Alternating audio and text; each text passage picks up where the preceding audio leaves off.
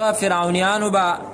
د دې بنی اسرائیلو نه د یعقوب علیه السلام د دې نسل او د دې اولاد نه ډېر خدمتونه اخیستل او په دې باندې به ظلم زیاتی کو او د دې ظلم زیاتی چې کومه بنیادی وجه وه نو هغه بنیادی وجه هم دا وه چې دغه فرعون ته چا ویلي چې ستا دا بادشاهي به د یو الک د وجې نه چې دی نو بربادیږي چې هغه به د بني اسرائیلو دا الک څوک نو د هغې په باره کې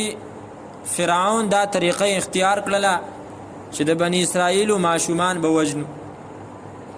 نو چا ورته دا ویلې څه وخته پورې به ماشومان وژل د زنانو بېعزتي به کوله د ولادت د ماشوم د پیدایش په وخت کې به د هغو خواته ولاړو دی چې کله به هلک پیدا شو چاړه به پکې خود هغه به لال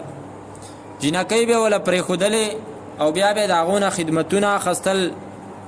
د خپل ځان دپاره د هغو چې کوم ناجایز استعمال و هغه به کو چا ورته دا وویلې چې داسې خو به د بني اسرائیلو ټول نسل ختم شي دغه ځوانان دي سبا له هغې بوډاګان کېږي نو نوی نسل به د کوم طرف نه پیدا شي ته خو یې حلالې نو هغه دا طریقه اختیار کړله چې یو کال به ماشومان حلالول او بل کال به چې دی نو ماشومان ژوندي پرېښودل